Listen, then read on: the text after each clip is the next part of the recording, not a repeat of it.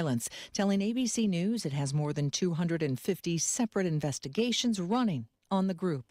ABC's Pierre Thomas has the ABC News exclusive. The shadowy online global network called 764, which wants governments toppled and the world in chaos, but which also targets kids on social media and gaming platforms, befriending them before demanding violent and sexual content from them. You're listening to ABC News. It's me, your liver. You know, the organ that helps you recover every weekend after pizza, donuts, and all those drinks. When you have a headache, you take an aspirin. You have a stomach ache, you pop an antacid. But where's the love for your best buddy, the liver? The least that you could do to help me stay healthy is take Active Liver from New Nordic. Active Liver tablets contain high-quality, all-natural ingredients like milk thistle, globe artichoke, and turmeric extracts, which are proven to keep me healthy and you feeling your best. Active Liver provides an easy daily detox and helps protect me all year long. So let me make you an offer you can't refuse. You take care of me with Active Liver, and I keep taking care of you. Capiche?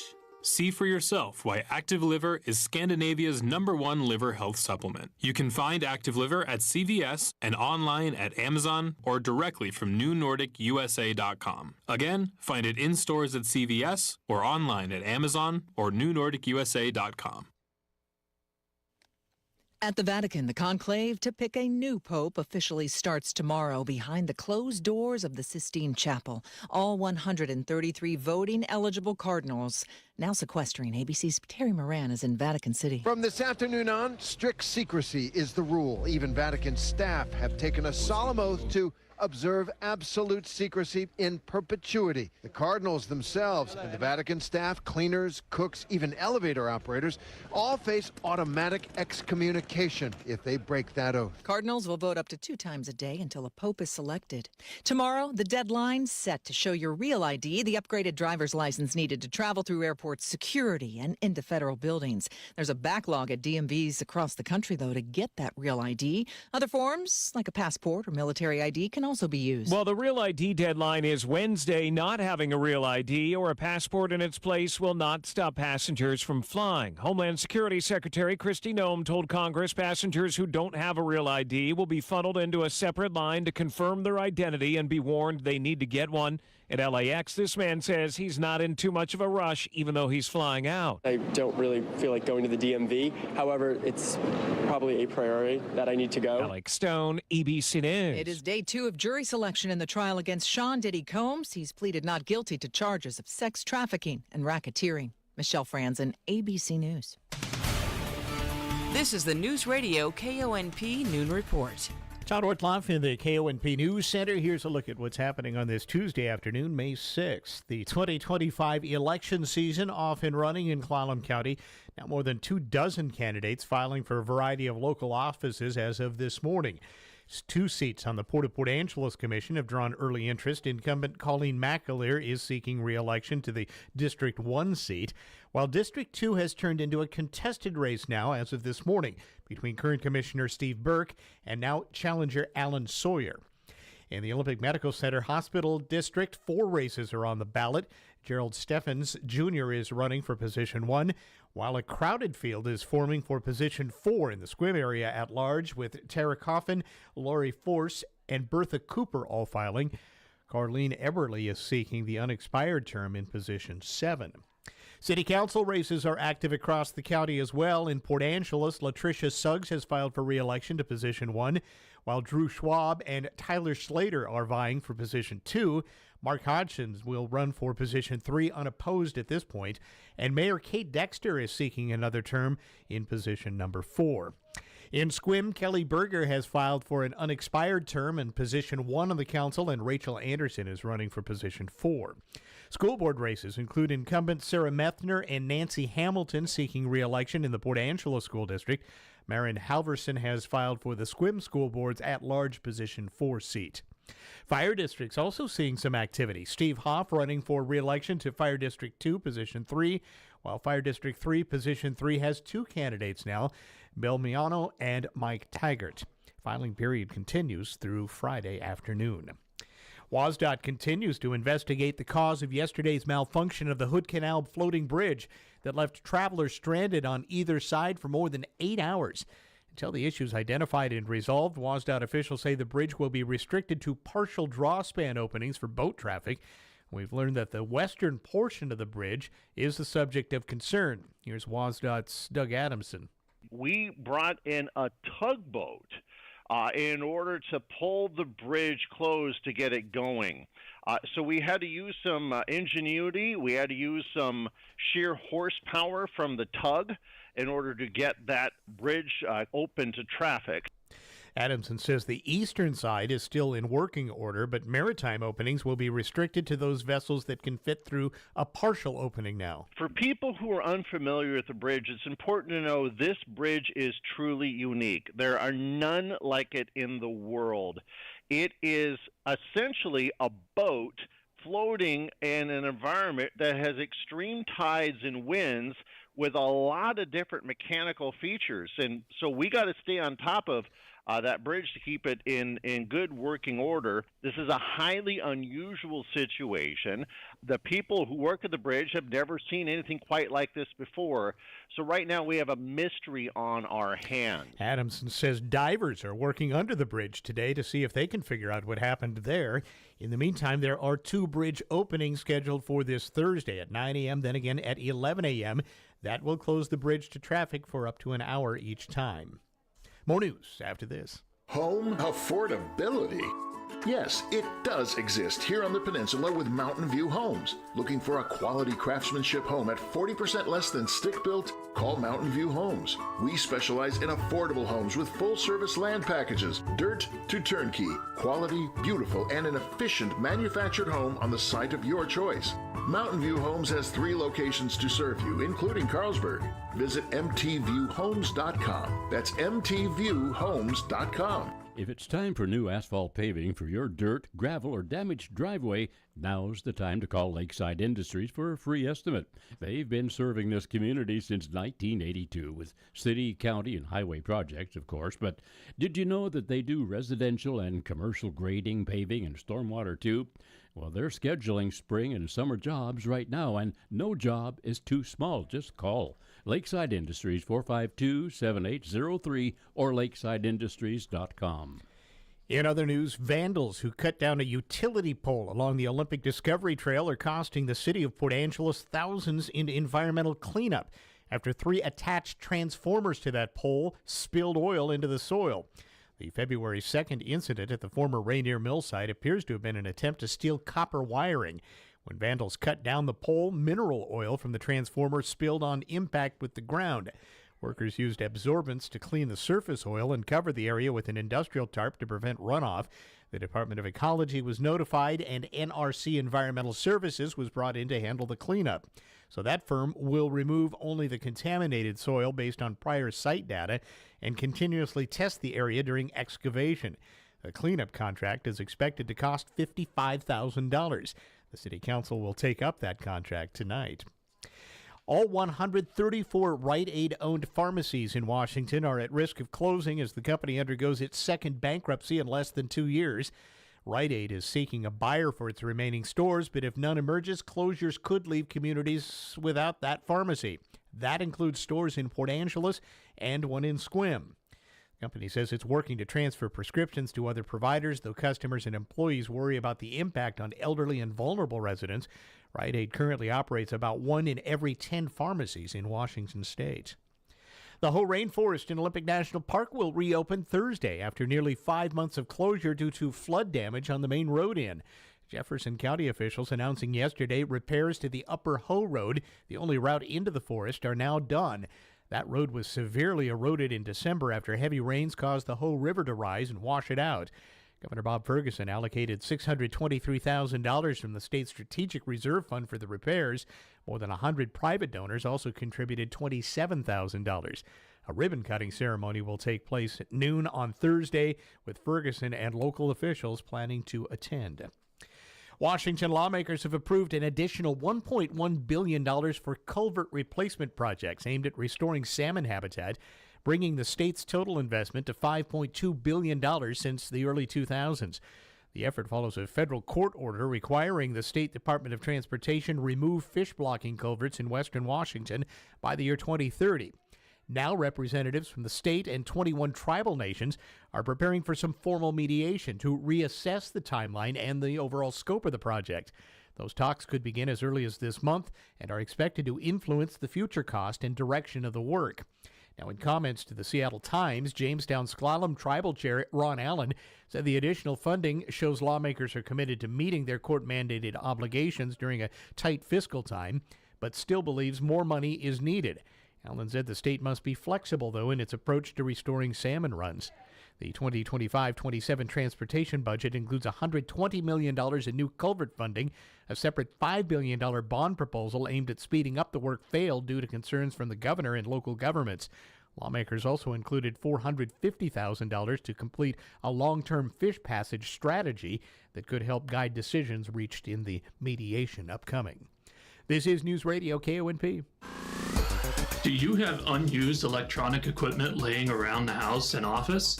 The Olympic Kiwanis Electronics Recycling event is Saturday, May 10th. Declutter your house and office while helping raise funds for the Olympic Kiwanis. This event accepts computers, printers, monitors, hard drives, cell phones, video games, and so many other devices, even printer ink and toner. The Electronics Recycling event Saturday, May 10th, 10 a.m. to 2 p.m. in the Civic Field parking lot. A daily soak in a saltwater hot spring spa, a swim in an endless pool swim spa, or a therapeutic session in a Tilo sauna are ways Olympic Hot Tub can help you feel, live, and be better. Start today at OlympicHotTub.com. Better you, better life. KONP 1450 AM 101.7 and 101.3 FM, The Straight 102.1 FM, and Z104.9 FM, all part of Radio Pacific Incorporated, perform occasional contests over the air. Washington residents of Clallam and Jefferson counties are eligible to participate and may only win once every 60 days. Contest winners are responsible for all applicable local, state, and federal taxes. For complete station contest rules, visit our website at myclallamcounty.com.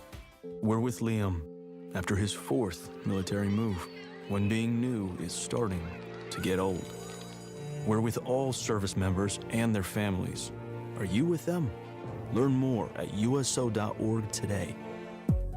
Here's your News Radio KONP forecast, brought to you by All Weather Heating and Cooling. Daytime highs approaching 66 this afternoon under overcast skies, northerly winds around 5 miles per hour. Lows level out for around 49 tonight, cloudy skies expected. Slight chance of rain showers tomorrow, highs around 56, a blend of clouds and sun. A mix of clouds and sunshine and dry Thursday and Friday, mid-50s Thursday, low 60s by Friday. A peek at the extended shows, 61 Saturday, 58 Sunday, and 57 on Monday. That's a look at your forecast. I'm meteorologist Paul Trombley. Currently 63. 3 for 3 on the road. Good morning, I'm Jay Reynolds. On Sunday, Pacers won the opener of their conference semifinal with a win in Cleveland. Last night, 2 more Game 1 road wins. In Oklahoma City, Nuggets stunned the Thunder, 121-119. Game-winning 3 from Aaron Gordon with 3.5 seconds to go. Nikola Jokic, 42 points. He and Jamal Murray scored or assisted on 89 of Denver's 121 points, 74% worth. 74%, also roughly the number of threes missed by the Boston Celtics. They lose in overtime to the Knicks in Game 1, 108-105. Boston missing 45 of their 63s. That's actually 75%. As champions, you should know better, right? If it's not working, that don't mean continue to take threes. Derek White, Jason Tatum, and Jaylen Brown combined 10 for 41 from the three-point line. At what point do you think about putting your head down and getting to the basket? I mean, damn. ESPN analyst Kendrick Perkins. Celtics dropping the opener at home. Celtics, Cavs, Thunder all losing Game 1 at home the past couple of days. Warriors and Wolves open tonight in Minnesota. On the ice, home team hangs on to win the opener. Maple Leafs hold off Toronto's comeback for a 5-4 win. William Nylander, a pair of goals for Toronto. Islanders win the NHL draft lottery last night. They had just a 3.5% chance of landing the top pick. Baseball, Yankees had a 3-0 lead going to the 8th at home, but the Padres rally late for a 4-3 win. San Diego has a 6-game win streak, longest active streak in baseball. Athletics walk off the Mariners with a Jacob Wilson game-winning single in the 11th, third walk-off win of the season for the A's. Mets beat the Diamondbacks 5-4. Royals shut out the White Sox 3-0. Chicago and Colorado, the two teams that have reached 25 losses at this point. Braves shut out the Reds 4-0. Brewers 5-1 over the Astros. Dodgers get past the Marlins 7-4. Shohei Ohtani with his 9th home run. In local sports, the Peninsula Pirate men's basketball team continues to build a strong recruiting class, signing Derek Doe, a 6'1" scoring guard out of Tampa, Florida. Doe played for the Sports Leadership and Management Academy, where he averaged 17 points per game as a senior and led his team to an 18-11 record and back-to-back trips to the Class 2A Final Four. He was also named to the High School Sports Illustrated's Top 20 Seniors list for the Tampa area. The school's website praised Doe as a balanced playmaker with one of the best assist-to-turnover ratios in the region. He's described as a three-level scorer who can impact the game on and off the ball with speed and athleticism to disrupt passing lanes on defense. In men's soccer, the Pirates signed Riley Dudley, an outside hitter from Diamond High School out of Anchorage, Alaska. And on the women's side, the Pirates tapped into Southern California's soccer talent pipeline to sign Symphony Lozano from Arroyo Grande High School. Former Port Angeles Rough Rider Wyatt Hall wrapped up his collegiate baseball career with Cal State San Bernardino. The Coyotes finished just one game short of the playoffs, ending the season at 29-21. Hall started 40 games in his senior season, posting a .293 batting average with 39 hits, 51 runs, 9 doubles, 2 triples, 4 home runs, 30 RBIs, 7 walks, and 7 stolen bases. His parents, Cypress and Amy Hall, along with other relatives, traveled to San Bernardino for senior night. In today's high school action locally, in baseball, Squim is at Bremerton, Port Angeles is at Kingston. Both games start at 4:15. In golf, the prestigious Duke Streeter Invitational tees off at noon at Peninsula Golf Course, featuring boys and girls teams from Port Angeles, Squim, North Kitsap, North Mason, and Olympic. In fast pitch, Squim plays at Olympic. First pitch will be at 4:15. And in soccer, North Kitsap's at Squim for a 7 o'clock kickoff. Bremerton travels to Port Angeles. They'll kick off at 7:15. Seattle Mariners got walked off last night. Jacob Wilson delivered a single in the 11th inning to lift the A's to a 7-6 win over the Mariners. Both teams play again this evening. We take the air at 6 o'clock here on KONP. This is Ed from Leeds Farm Supply and Equipment Sales. Our family has trucked hay to feed the hungry animals in Western Washington for 4 generations.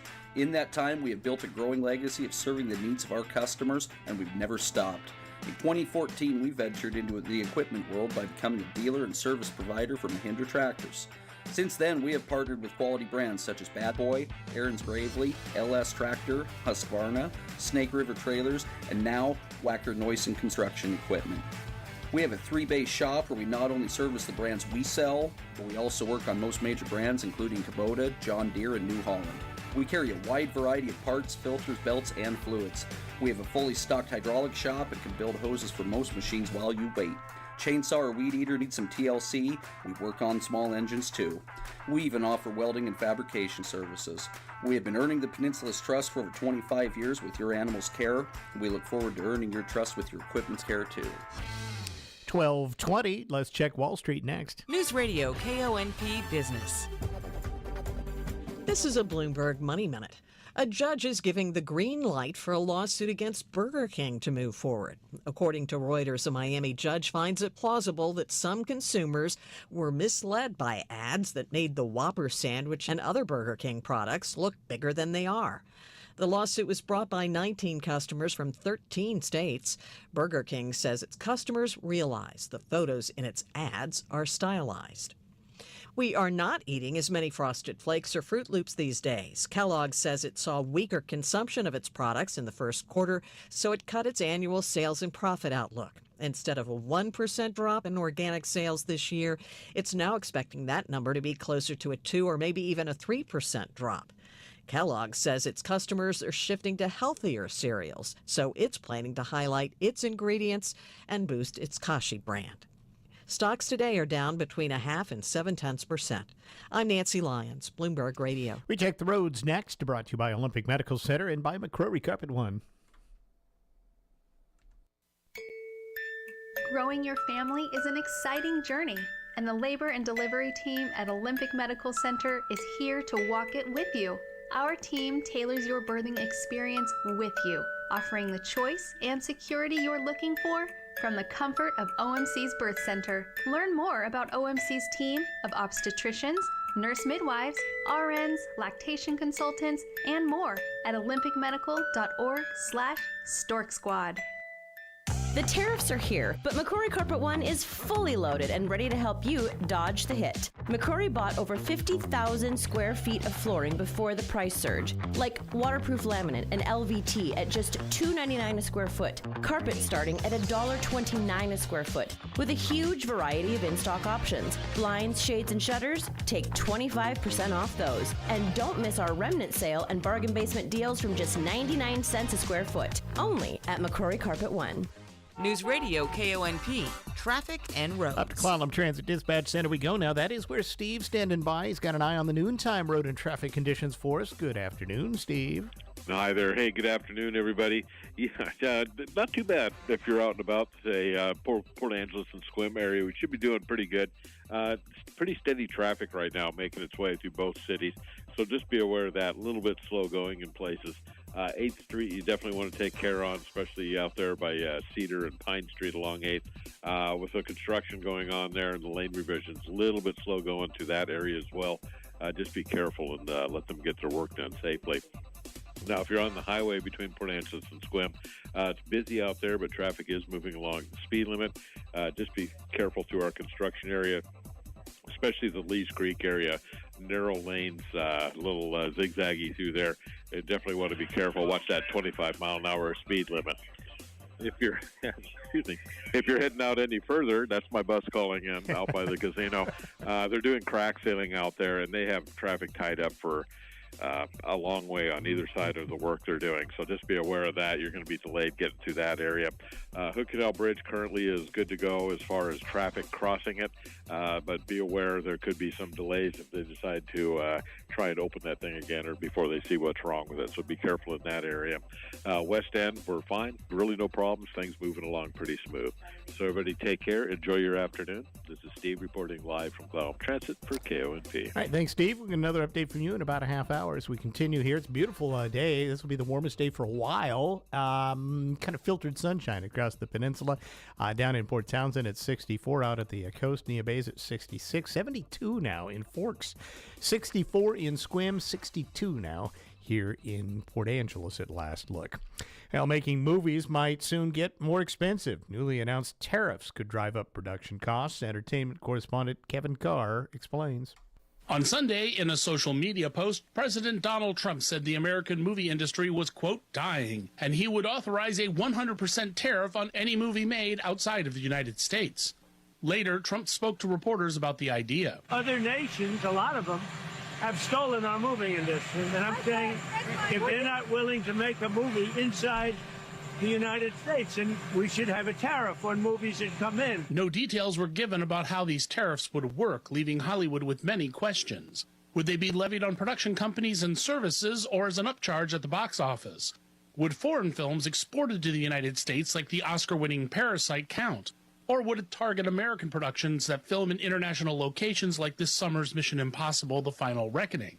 And how would it work for animated movies and visual effects heavy blockbusters that outsource work overseas? Would television, which often shoots internationally to take advantage of tax incentives and rebates, be included? California Governor Gavin Newsom released a statement on Monday saying the president has no authority to impose tariffs under the International Economic Emergency Powers Act. However, he also said if the administration had a more detailed proposal, he would review it. On Monday in the Oval Office, Trump appeared to walk back some of his claims a little bit. And I'm not looking to hurt the industry. I want to help the industry. But they're given financing by other countries. They're given a lot of things. So we're going to meet with the industry. I want to make sure they're happy with it. I'm Kevin Carr. Messaging apps used by White House officials have made headlines recently. Now, one of them is suspending its service after a hacker reportedly accessed sensitive data. Tech correspondent Chuck Palm with more. Telemessage, the unofficial app used by former security advisor Mike Waltz, is investigating a potential security incident and suspending all of its services out of an abundance of caution. Telemessage is based on the popular security encrypted messaging software called Signal, which was used by a group to share real-time updates on U.S. military action in Yemen. Following weeks of controversy over the app, Last Wednesday, Waltz was seen using the telemessage app during a cabinet meeting, and Waltz was ousted the following day. Further concerns were expressed when the security of Waltz communications were further heightened when it was reported on Sunday that a hacker broke into telemessage backend and intercepted some messages. And for additional intrigue, 404 Media site said the hacker had provided them with stolen material, some of which that the news site was able to independently verify. 404 Media went on to say that none of the cabinet members' messages were compromised. You can find me at chuckpalm.com. A Better Life with Dr. Sanjay Gupta. You ever wonder just how bad for you is smoking? Well, a single cigarette can take 20 minutes off your life expectancy. A full pack? That works out to be almost 7 hours of life lost per pack. That's according to new research out of the UK. The study found with smoking, it doesn't necessarily eat into the later period of your life that tends to be lived in poorer health. Rather, it seems to erode some relatively healthier section in the middle of your life. Now, sure enough, the CDC says life expectancy for smokers is expected overall to be at least 10 years shorter than for non-smokers. Now, while it's true fewer people smoke today than in the past, smoking is still the #1 cause of preventable death and disease in the United States.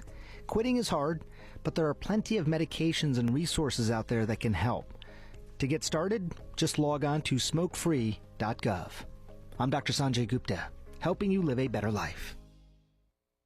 Did you know you can get your prescriptions for less at your local pharmacy? You can with GoodRx. It's the free app that can save you money on your medications. Just search for your prescription, choose the pharmacy and the price that works best for you, and then show your GoodRx coupon to your pharmacist at the drop-off counter. GoodRx works at over 70,000 pharmacies, including Walmart, Rite Aid, and Walgreens, and it works whether you have insurance or not.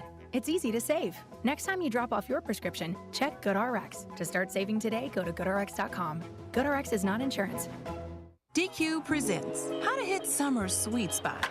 The new DQ Summer Blizzard Treat menu is here. And as the official treat of MLB, we're swinging big with our fan favorite S'mores Blizzard Treat. Plus, new mixing bowl mashup with brownie batter and chocolate chip cookie dough. And even more in our stacked summer lineup. Hurry in today because nothing says summer like baseball and our new Summer Blizzard Treat menu. Right now at DQ. Happy tastes good.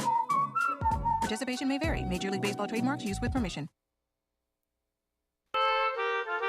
Hello, I'm Jerry Stewart, and this is One Moment in America. For those of you who listened to rock and roll in the 1970s, and one band specifically, REO Speedwagon, ever wonder where they got their name? I'll tell you that story after this important message. Mike Lindell and his employees want to personally thank you for your continued support of MyPillow. They have a big allotment of their bed sheets that were earmarked for the box stores this spring, but the box stores didn't come through. So they're going to pass the savings on to you. There is no middleman, so you're going to get wholesale prices on their famous Giza sheets and Perkel bed sheets. Giza Dream Queen Size, normally $139.98, your price $69.99. King Size, only $79.99. Perkel Queen Size, normally $89.98, your price $29.98. King size, only $34.98. Go to MyPillow.com now and use promo code JS22 or call 1-800-544-8939. Now, this allotment won't last long, and when they're gone, they're gone. So remember, go to MyPillow.com, promo code JS22, or call 800-544-8939 and get these amazing wholesale offers now. In 1968, Neil Dowdy had a band. He played keyboard, but the band had a problem. They could not find a good, catchy name. So that day he walked into his college history class, and there it was, written in bold letters on the chalkboard, REO Speedwagon. But just what is an REO Speedwagon? Well, according to my research, an REO Speedwagon was a flatbed truck first built in the early 1900s. It was very high speed, heavy duty, which made it a perfect truck to be a fire engine. And the letters REO, they are the initials of Ransom Eli Olds, who went on to create the Oldsmobile. I'm Jerry Stewart, and that was One Moment in America. Celebrate art in bloom at the Port Angeles Fine Arts Center. Enjoy our gorgeous courtyard with complimentary coffee and tea, purchase flowers to make your own bouquet at our flower bar, and savor delicious macarons from tiny biscuits, sweets, and confections. Enter a curious world of Victorian oddities at the Hidden World exhibit. and find one-of-a-kind treasures for your mom in our gift store with brand new items. Join us Saturday, May 10th from 11 a.m. to 5 p.m. at the Port Angeles Fine Arts Center. Learn more at pafac.org. United Way works to create pathways to success for every young person in Clallam County. That's why we've partnered with Peninsula College to offer free help with student financial aid navigation. No clue how to begin paying for higher education? Let our educational attainment specialists connect you with a wide variety of aid from local, state, and federal sources. Get started by emailing collegeaccess@unitedwayclallam.org or calling 360-457-3011 today. The electric stove, the refrigerator, the vacuum. All advances in technology that had a profound impact on society. But the creation of one specific device brought the world together. And you're listening to it. With the invention of the radio, advertisers soon realized the power of marketing to a mass audience. And one advertiser took advantage of radio's true strength. On Christmas Eve, 1926, the first radio jingle was broadcast. And soon, the struggling Washburn-Crosby Company and their little cereal became the most popular brand in America. Since then, advertisers have used jingles and radio to stay at the top of your mind. And you have the chance to do the same. Make that lasting connection with your future customers. Call 457-1450 to find out how affordable radio really is and how easy it is to be a part of it. Radio Pacific, a multi-station radio network. Breaking news this hour from townhall.com. I'm John Scott. President Trump announced that the U.S. will stop its bombing campaign against the Houthi rebels in Yemen. They don't want to fight anymore. They just don't want to fight. And we will honor that, and we will stop the bombings. The president calling it a very positive development. For the past 2 months, the U.S. military launched airstrikes targeting the Houthis, who've attacked Red Sea shipping in Israel. Testifying before a House Appropriations Subcommittee, Treasury Secretary Scott Bessent says the U.S. has not yet held trade talks with China, but will soon unveil deals with other nations. Perhaps as early as this week, we will be announcing trade deals with some of our largest trading partners. They have come to us with very good offers. Bessent testifying on the Hill for the first time since his confirmation in January. Also at townhall.com, the Trump administration puts Harvard on notice. The university, which has a roughly $53 billion endowment, should expect no more federal grants. The U.S. Education Secretary claimed Harvard was making a mockery of America's higher education system. Linda McMahon said the university needs to address anti-Semitism concerns stemming from pro-Palestinian protests on campus, as well as school policies that consider a student's race. The school said the letter reinforces demands which impose unprecedented and improper control over the university and makes new threats to illegally withhold funding for life-saving research. The BBC's Carl Naisman. Stocks lower as AI mania on Wall Street loses more steam and as more companies scrub their forecast for upcoming profits. That's because of economic uncertainty. The Dow dropping 281 points, the Nasdaq Composite losing 91. More at townhall.com. Financing a home, especially in today's market, is one of the biggest decisions you'll make for your family. Work with a mortgage company that puts you first. I do. Work with a lender founded on biblical principles like do unto others as you'd have them do unto you. I do. It's Mike Gallagher for the only mortgage company I've used for almost a decade now when financing or refinancing Fellowship Home Loans. I'm friends with the owners, Mike and Brian. I even have them on my show occasionally. I know the care their team puts into every single customer. I can personally tell you that it's a smooth, stress-free process. And that's due to Fellowship's level of service and expertise that puts you in the right loan for your family and your goals. There's a reason Fellowship Home Loans is flooded with 5-star reviews. Whether purchasing a home or a cash-out refi to consolidate some higher interest debt, you can trust Fellowship Home Loans. Start the process. Make the call. 800-510-MIKE, 800-510-MIKE, 800-510-6453. Fellowship Home Loans, mortgage lending by the book. Nationwide Mortgage Bankers, Equal Housing Lender, NMLS number 819382. A Russian journalist who escaped house arrest in Moscow has resurfaced in Paris after a brutal journey. Russian authorities had arrested the veteran journalist and film critic Ekaterina Barabash, born in Kharkiv, Ukraine, upon her return to Russia from a film festival in February. She was put under house arrest, facing a 10-year prison sentence for posts condemning Russia's full-scale invasion of Ukraine.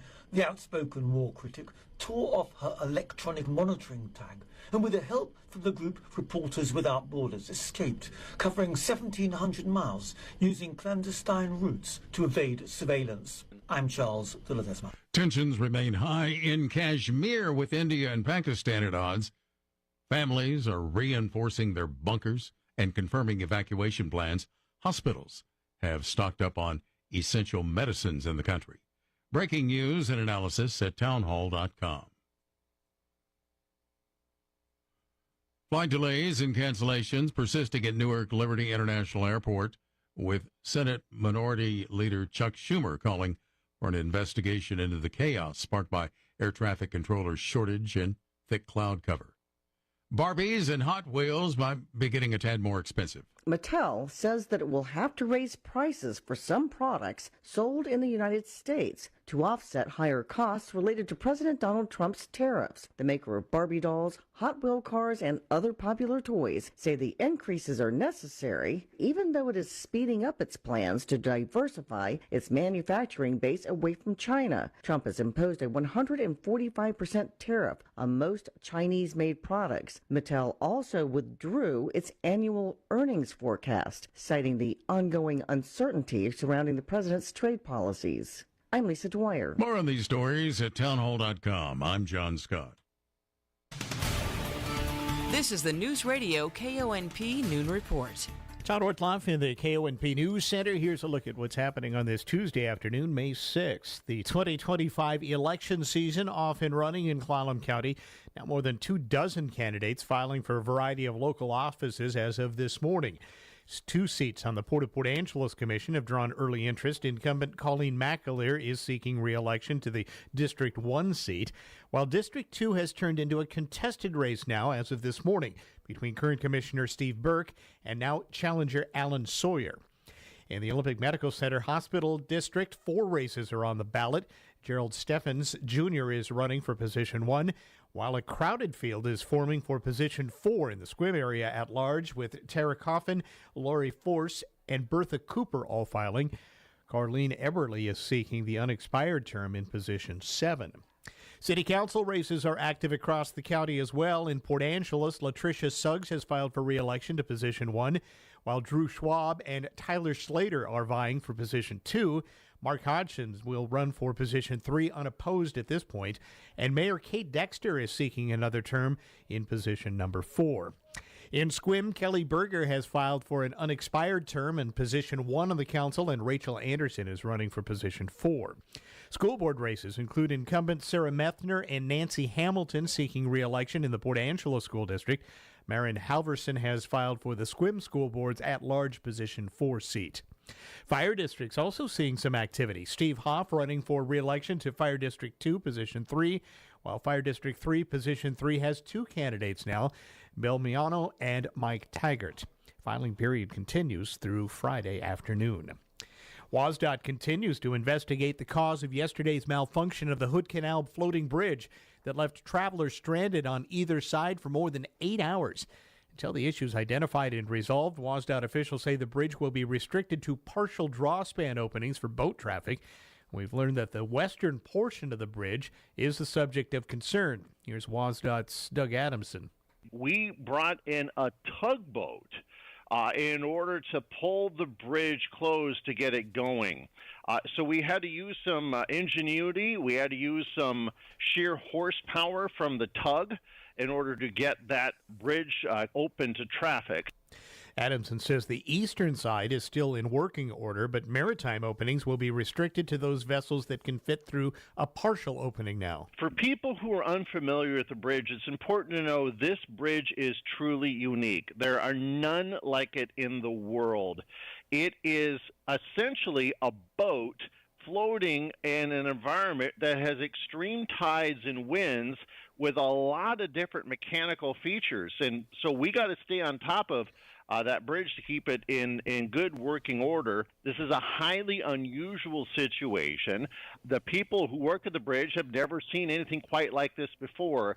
So right now we have a mystery on our hands. Adamson says divers are working under the bridge today to see if they can figure out what happened there. In the meantime, there are 2 bridge openings scheduled for this Thursday at 9 a.m., then again at 11 a.m. That will close the bridge to traffic for up to an hour each time. In other news, vandals who cut down a utility pole along the Olympic Discovery Trail are costing the city of Port Angeles thousands in environmental cleanup after 3 attached transformers to that pole spilled oil into the soil. The February 2nd incident at the former Rainier Mill site appears to have been an attempt to steal copper wiring. When vandals cut down the pole, mineral oil from the transformer spilled on impact with the ground. Workers used absorbents to clean the surface oil and cover the area with an industrial tarp to prevent runoff. The Department of Ecology was notified, and NRC Environmental Services was brought in to handle the cleanup. So that firm will remove only the contaminated soil based on prior site data and continuously test the area during excavation. The cleanup contract is expected to cost $55,000. The City Council will take up that contract tonight. All 134 Rite Aid-owned pharmacies in Washington are at risk of closing as the company undergoes its second bankruptcy in less than 2 years. Rite Aid is seeking a buyer for its remaining stores, but if none emerges, closures could leave communities without that pharmacy. That includes stores in Port Angeles and one in Sequim. The company says it's working to transfer prescriptions to other providers, though customers and employees worry about the impact on elderly and vulnerable residents. Rite Aid currently operates about 1 in every 10 pharmacies in Washington state. The Hoh Rainforest in Olympic National Park will reopen Thursday after nearly 5 months of closure due to flood damage on the main road in. Jefferson County officials announcing yesterday repairs to the Upper Hoh Road, the only route into the forest, are now done. That road was severely eroded in December after heavy rains caused the Hoh River to rise and wash it out. Governor Bob Ferguson allocated $623,000 from the state's Strategic Reserve Fund for the repairs. More than 100 private donors also contributed $27,000. A ribbon-cutting ceremony will take place at noon on Thursday, with Ferguson and local officials planning to attend. Washington lawmakers have approved an additional $1.1 billion for culvert replacement projects aimed at restoring salmon habitat, bringing the state's total investment to $5.2 billion since the early 2000s. The effort follows a federal court order requiring the State Department of Transportation remove fish-blocking culverts in western Washington by the year 2030. Now representatives from the state and 21 tribal nations are preparing for some formal mediation to reassess the timeline and the overall scope of the project. Those talks could begin as early as this month and are expected to influence the future cost and direction of the work. Now, in comments to the Seattle Times, Jamestown Sklallam Tribal Chair Ron Allen said the additional funding shows lawmakers are committed to meeting their court-mandated obligations during a tight fiscal time, but still believes more money is needed. Allen said the state must be flexible, though, in its approach to restoring salmon runs. The 2025-27 transportation budget includes $120 million in new culvert funding. A separate $5 billion bond proposal aimed at speeding up the work failed due to concerns from the governor and local governments. Lawmakers also included $450,000 to complete a long-term fish passage strategy that could help guide decisions reached in the mediation upcoming. This is Newsradio KONP. Tri-State Roofing is thrilled to be your neighbor, Clallam County. We've got you covered with all your exterior needs, from roofing to windows, siding, patio covers, and more. Call us 360-208-2222. With any full replacement roof, you'll get free gutters. Visit the new Sequim showroom, 151 Hooker Road. Tri-State Roofing, we got you covered. The Bobcat National Sales Event is happening now at Brim Tractor in Sequim. Buy a Bobcat compact track loader with industry-leading travel speeds or a compact excavator with fast cycle times and get financing as low as 0% for 60 months. Or choose cash rebates or low lease payments on select models. Visit Brim Tractor today for the Bobcat National Sales Event. Some restrictions apply. Length of contract and rate may vary. Offer ends June 30th, 2025.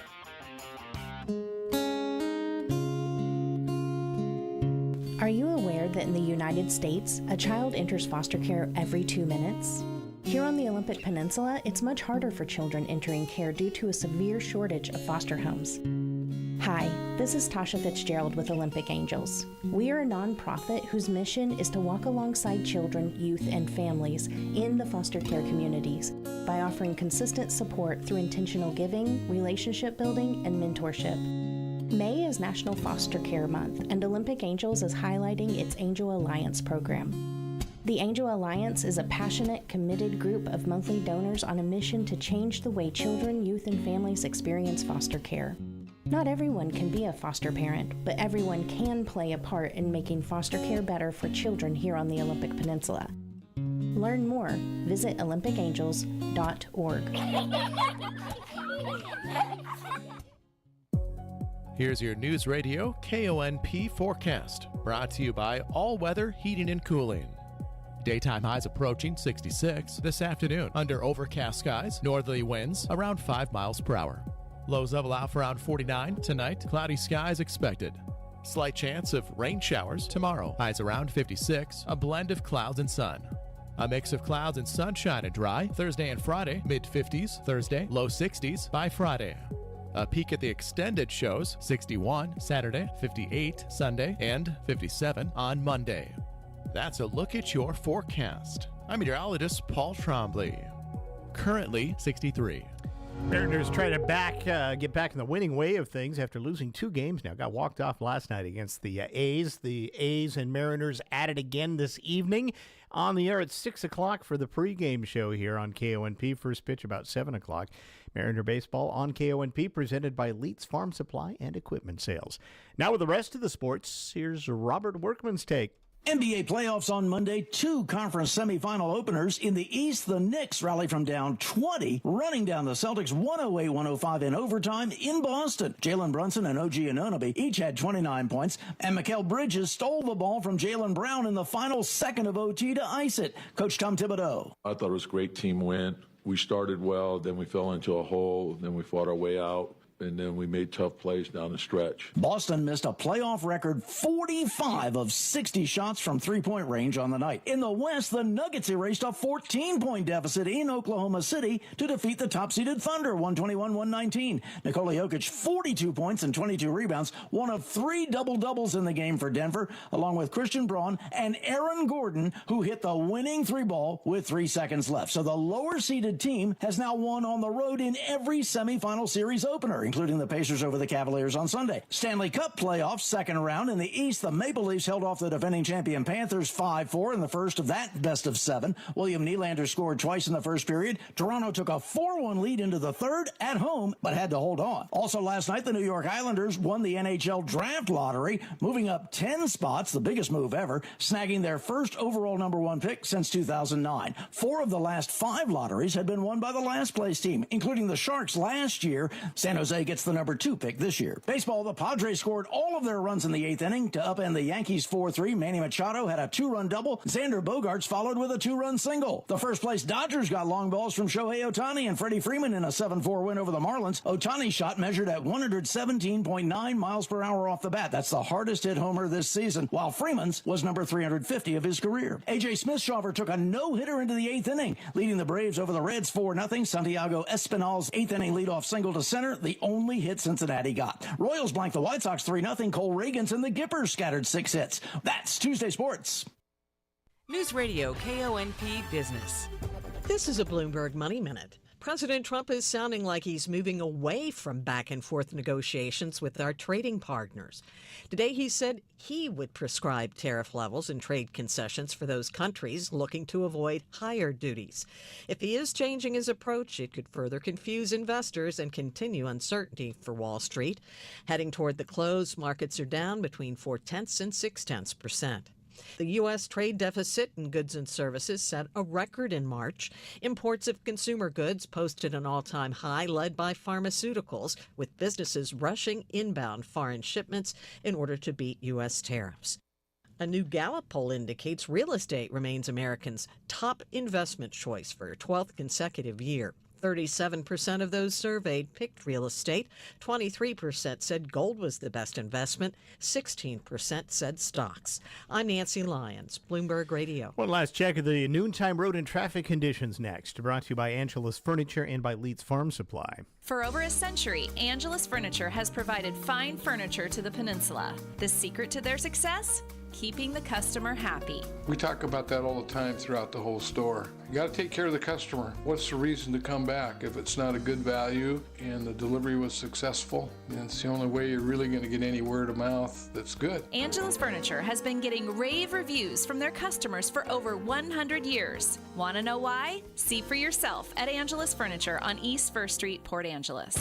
It's the time of year to get your equipment serviced for the winter, and Leeds Farm Supply can get you taken care of. We service everything from mowers to tractors to handheld chainsaws and weed eaters. We have trained techs to take care of any machine from handhelds to large tractors. We have competitive pricing and a quick turnaround. Call us at 452-1400 and talk to Jeremiah to get your service taken care of. Leeds Farm Supply, your local farm and equipment dealer, and so much more. Located at 259110 Highway 101 in Squim. Newsradio KONP, traffic and roads. All right, let's head back up to Clallam Transit Dispatch Center now. That's where Steve's standing by with a last look at the noontime road and traffic conditions. Good afternoon, Steve. Hi there. Hey, good afternoon, everybody. Yeah, busy day. Port Angeles area traffic especially. Just a lot of cars out there right now. So just be aware of that. A little slow going pretty much most of the way around town. 8th Street, pretty busy right now just because of all the construction going on up there with the new sidewalks going in. So just be aware of that as well. A little slow going through that area. Headed out of town, we got Lee's Creek especially with the slowdown through there with the lane revisions, 25 miles an hour through that section. Once you're past that, 101 is good all the way out to the Squim area at least. It's busy, but at the speed limit. Beyond that, along Swim Bay State Park, they're doing crack sealing, and they have a lineup of cars out there. So just expect about 25, 30 minutes to get through that area. Just have your patience with you as you make your way through. Beyond that, we're good with the Hood Canal Bridge. Right now, it is open to vehicle traffic, but plan on delays in case they need to do some openings to work and get that bridge fixed. Beyond that, Hood Canal or the state ferries are running on time. The West End, probably your best bet. Beautiful drive out there. Right now, a little bit on the busy side in places, but right at the speed limit all the way. So everybody take care. Enjoy your afternoon. This is Steve reporting live from Clallam Transit for KONP. Thank you, Steve. The retro red bike made famous in the movie Pee-wee's Big Red Adventure, later in his TV series, went up for auction and fetched 6 figures this past weekend. Actor Paul Rubens died in 2023. ABC's Michelle Franson has more. First it was the bow tie, now the famous bicycle in Pee Wee Herman's movies and television shows, just sold for $125,000 at auction. I wouldn't sell my bike for all the money in the world, not for $100 billion, million, trillion dollars. The actor Paul Rubens, who made the bike and character Pee Wee Herman famous, became a household name with his comic series and childlike persona. The bike was the centerpiece of Van Eaton Gallery's pop culture collection of J. Ward auction. Michelle Franzen, ABC News. All right, a study which tracked some 5,000 British adults for 20 years found these 4 common bad habits combined can age you by 12 years. Now, this is combined. That is smoking, drinking too much, inactivity, and a poor diet. All right, here's some things you may not have known yesterday. Did you know from 1905 to 1919, tipping was against the law in 7 states in the U.S.? Per capita, Wisconsin consumes the most frozen pizzas of any U.S. state. 40 million acres of land in the United States consists of lawns. And earn $1,000 per month on TikTok, you would have to have at least 100,000 followers there. And these are anxious times. When it becomes a bit too much, here's an expert suggesting you try this simple calming technique. Try naming the 50 U.S. states to get your mind off of what's bothering you. Steven Spielberg's science fiction movie, Minority Report, predicted a society with a police department that could predict a crime before it happens. If New York's Metropolitan Transportation Authority gets its way, AI may very well bring what was science fiction into reality. I'm Kim Commando for ExpressVPN Secure Servers. They reroute my internet connection so all my data is encrypted.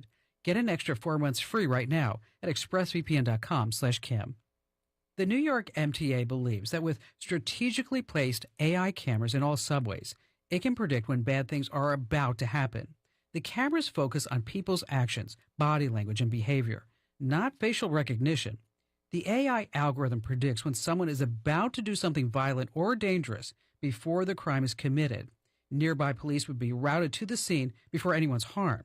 The film used the word pre-crime, which is exactly what the MTA is working on. Stay tech ahead with my free newsletter at getkim.com.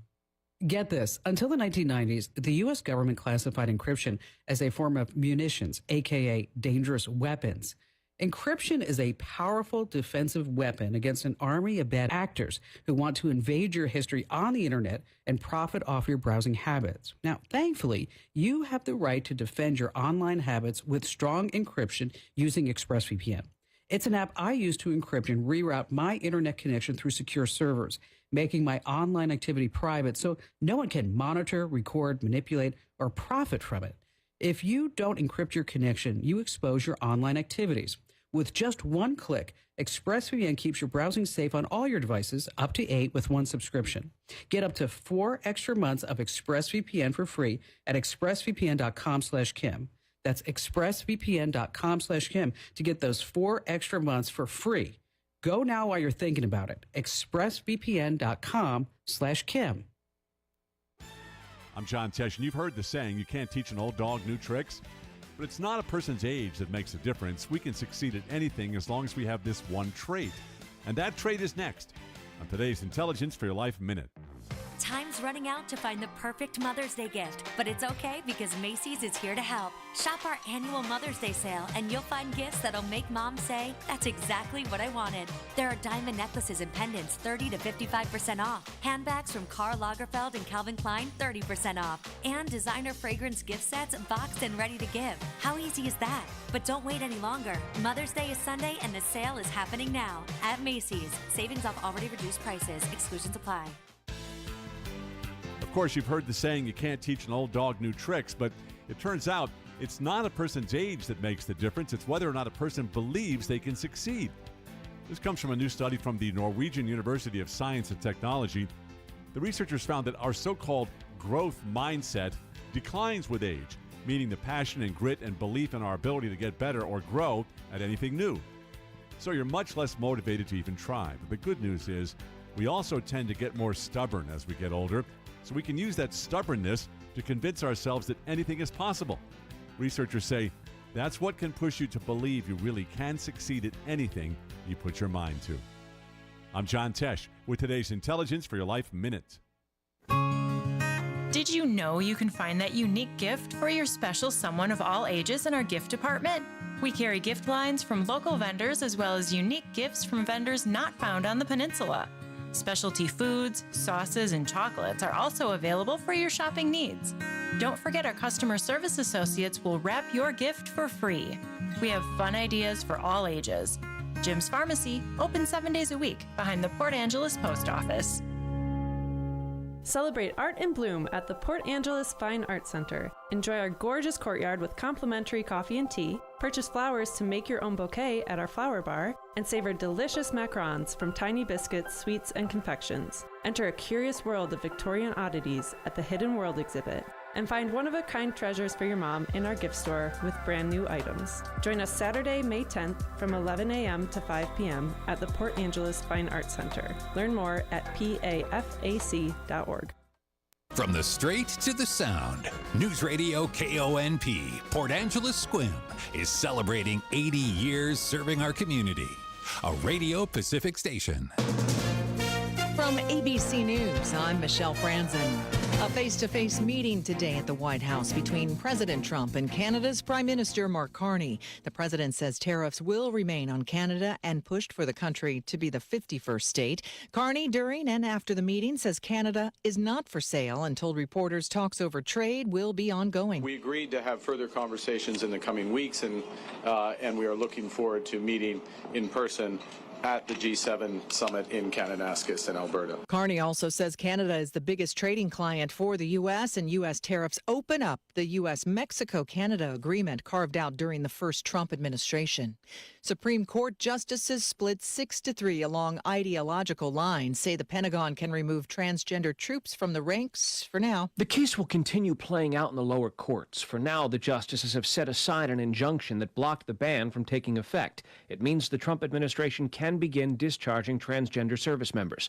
Advocates say more than 15,000 transgender troops are currently serving, and they say there's no evidence it's harmed the military's effectiveness. The administration argues it is owed substantial deference when it comes to how the armed services are run.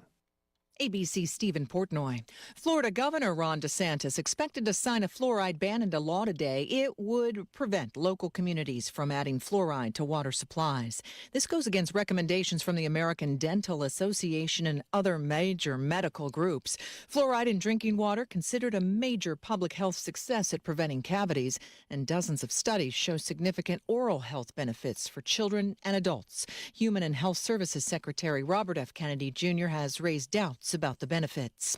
Volatile storms on tap again for the nation's midsection. Flood alerts stretching across 5 states today along the Gulf Coast and south, with residents in Louisiana facing severe flood alerts. You're listening to ABC News. If you need to hire, it seems like the whole process can be exhausting. You search resumes, wait for the right candidates to apply, set up initial interviews. It's a lot of time and work. Well, what if you could meet with qualified candidates for your job the very next day? Now you can with Zip Intro from ZipRecruiter. And right now, you can try it for free at ZipRecruiter.com/free. Zip Intro is super easy to use. You simply pick a time, and it does all the work of finding and scheduling qualified candidates for you. Then you can choose who you want to talk to and meet with great people on back-to-back video calls as soon as the next day. Best of all, you save time and energy. Try Zip Intro for free right now at this exclusive web address, ZipRecruiter.com/free. Zip Intro. Post jobs today, talk to qualified candidates tomorrow. Once again, go to ZipRecruiter.com/free to try it for free. That's ZipRecruiter.com/free.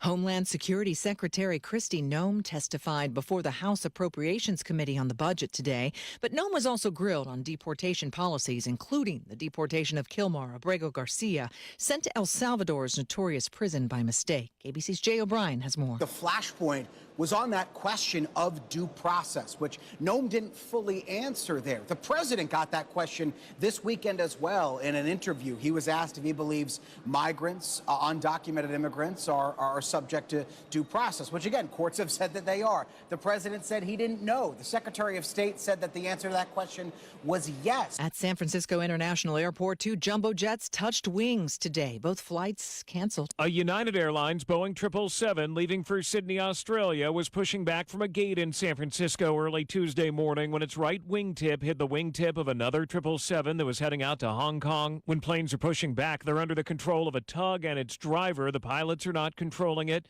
United says nobody was injured and the over 500 passengers on the 2 planes are being accommodated. Alex Stone, ABC News. The Trump administration announced it's reached a ceasefire deal with Houthi rebels. President Trump says the U.S. has stopped bombing Houthi rebel targets in Yemen after the Houthis signaled that they won't target U.S. ships. The Houthis, though, say they are evaluating the proposal and have not agreed yet. This is ABC News. Hey everyone, it's Betsy Sue from Airport Garden Center. I wanted to let you in on some big news that will be happening the entire month of May. Our biggest soil sale of the year will be starting May 1st on our popular GMB Organic Soil Duo, Standard Planting Mix, and Harvest Supreme. When you buy 3 bags, you get the 4th bag free. That's right, it's free. Also, a reminder that Mother's Day is just around the corner on Sunday, May 11th. We have everything a mom could wish for, from beautiful hanging baskets, locally sourced gifts, and of course, gift cards. Please join us in celebrating.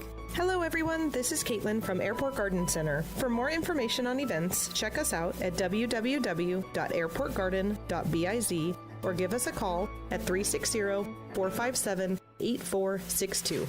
Hope to see you all here. Airport Garden Center, planting knowledge, growing gardeners since 1977.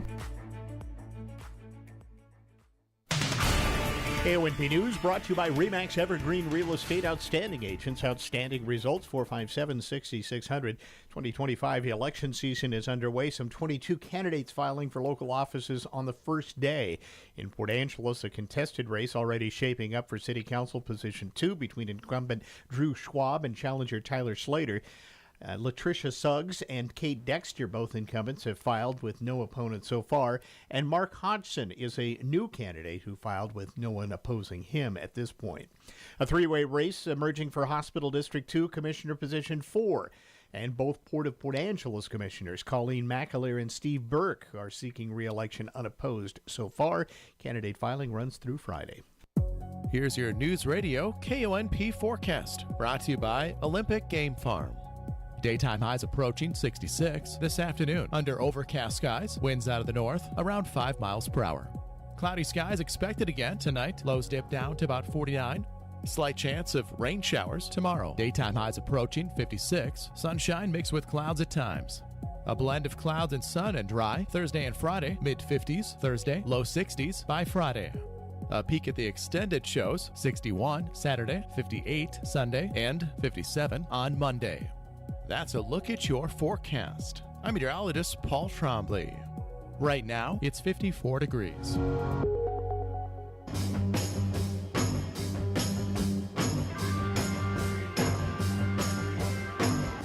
It's the Todd Ortloff Show on News Radio KONP.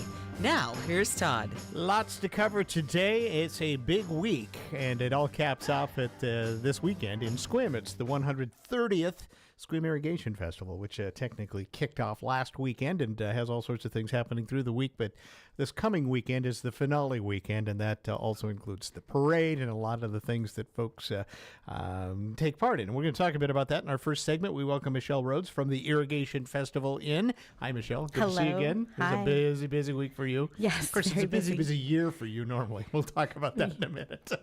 And Lori Fazio is here as well. And Lori's with the Rotary Club and also helps organize the parade, because the club down there has been involved in this parade in one form or another in a lot of ways, and it moved from the noon club to the morning club down in Sequim just 2 years ago. 2 years ago, right? Yeah. All right. So we'll talk about that too, because that's the big highlight of the finale weekend. Michelle, first let's just talk a bit about kind of just overall how long it takes to get to this point.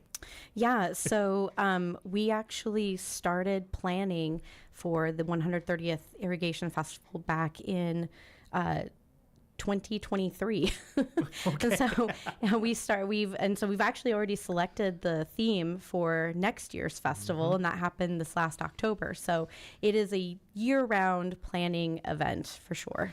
And, it should be. It's the Washington State's oldest continuous running festival. It hasn't ever stopped. COVID didn't even stop it. No, we didn't even stop for that. So that says something. Maybe for folks who are new to the area, explain why Sequim has an irrigation festival. Well, back in 1895, Dr.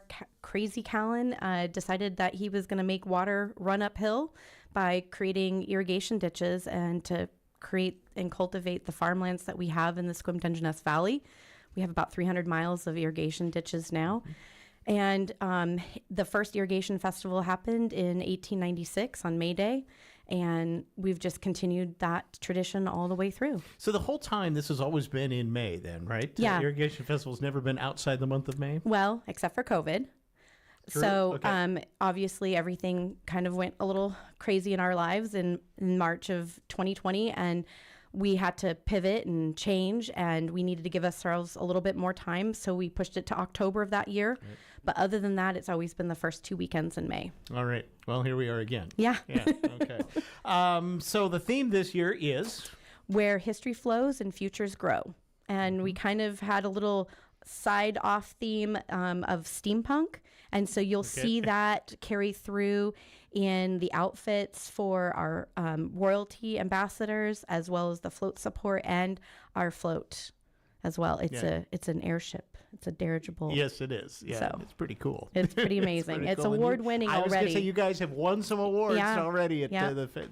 and we've just started. This Yep. is kind of the beginning of parade season. Yeah, really, Daffodil Parade back in April, on April 5th. That was our first parade, and we won the President's Award there. Yeah, That's rightly pretty so. amazing. It's a good-looking float. Yeah. Talk a bit about that. I mean, it takes the float design in itself is a whole thing, isn't it? Oh, too, yes. right? Yeah, so they started, last parade was in September of last year.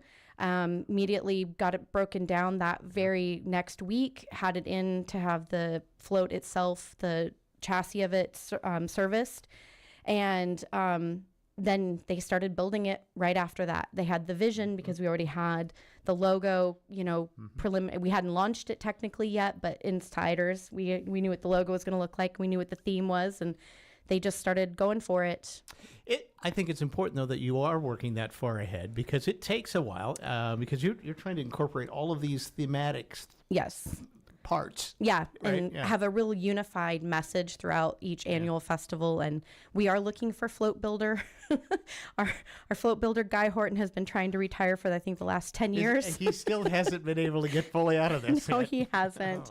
And so, but I'm going to, that's my promise to him is I'm going to do everything I can to replace him. And not that we can replace him, but You can't replace Guy, but no, we can't. Somebody else can take the torch. Take the right? torch a little bit. He'll be there to help support and everything that they Right. need. But if anyone's interested, give me a call. All right. Of course, the royalty is a big part of this as well, and that's a part of the festival that happens, pre-festival time too. We get very involved with that. Tell us about the royalty this year and kind of that process. So royalty not auditions, but royalties, they apply and they start their training process in October, and it's open to anyone that is a sophomore through senior that resides within SQUIM school district, and I mean anyone. So it doesn't matter, girl, boy. We're open to everyone, and you don't have to attend a SQUIM school district school. They can do Running Start, or they can be homeschooled or whatever they'd like, and they work on interviewing. They work on their platform, and that's their community education piece that they do. And we have a creative display. We don't call it a talent because it doesn't have to be singing or dancing. We did have some music playing and we did have some dancing, but we also had one of our contestants did a speech this last year. Right. And so we've had others do a cooking display and showcase their art. So it's really, really kind of what's important to them and what they love to do. And that happens in February, and that's when they're selected, and then they just continue to go from there. And big part of it is the judges' tea, which actually happens before the pageant. And they do one-on-one interviews and panel interviews with local business owners or business leaders within the community. And this last year, each one of the judges came out from that judges' tea and said, "Man, I wished I would have brought my business cards because these young individuals are impressive." Some of these people. Yeah. Right. And as a board, we don't have any part in the selection of the judges. That's done by someone who's third party from us, but is associated with the festival just in that she's been a long-time volunteer. And we don't have anything to do with the selection of the royalty. And we're just really grateful that we have some amazing young people, Queen Lily, Princess Roxy, Princess Joanna, and Prince Malachi representing SQUIM in the Dungeness Valley this year, and they've been doing a fantastic job so far. And they get to put on the somewhat steampunk themed outfit. They still are wearing kind of traditional royalty wear. Oh, yes, yeah. When they're out there, but a little bit of flavor in the coloring. Yeah, exactly. And get on that float and go all over the place. They right? do. Yeah, they so do. How many parades do they do usually? We do about 16, just depending on the number of volunteers we have available. And that's in addition to all of the other things you do. I think Yes. many people say, well, they just ride on a float. No, they go and do all sorts of stuff. They're at all of these events that are over these couple of weeks. They're everywhere. They are, and they do ribbon cuttings, and then they also do their platforms where they're providing education for specific things that they're passionate about throughout the community. So they're very much involved with the community. All right. We'll swing back to you in just a minute about planning as you get through this weekend. You start again almost immediately. But first, I think the big item that happens for most of the general public is the Grand Parade, and that is this Saturday. And Lori Fazio is here again because she's helping put this all together with the Rotary Club. So tell us a bit about kind of your involvement and the club's involvement and how you pull this thing off. Sure. Thanks, Todd. As you mentioned, since 1960 is when the Squim Noon Club has been organizing this parade. And with that being said, they had a decrease in membership about 2 years ago. And so this will be the second year that the Squim Sunrise Rotary Club has organized this with the assistance of the Squim Irrigation Committee, which Dion Capitan has been a great help with that. And she is an amazing person that really helps us get geared up. And so with that being said, we start this process of organizing the parade in January. And so we have a club of about 76 members, and it is an all hands on deck. So we have about 55 volunteers currently right now. We have 16 subcommittees of this parade. They range anywhere from dignitaries to judges to transportation to setting up, registration and all of the facets that go along with that. And so we've got 116 entries this year. We normally get the invitations out in March, and the deadline is April 16th for the entries. And so it's always fun to see who we have represented across the state and also on the Olympic Peninsula. So this year we have, I think it's 8 floats. We have scheduled 5 school bands scheduled this year. We have 9 equestrians, which is always fun to see.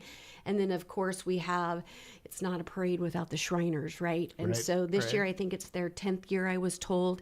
And with that being said, the big grand hoo-ha is, of course, the logging trucks that are at the back end of the parade. Have any idea how many trucks are going to be doing it this year? I am not sure. Do you know that?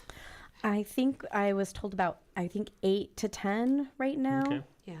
I didn't get the exact number on that, but it'll be a great show. I think, I don't remember what we pushed through last year for entries, but once again, you get those last minute, and we are always open to welcome last minute. Right.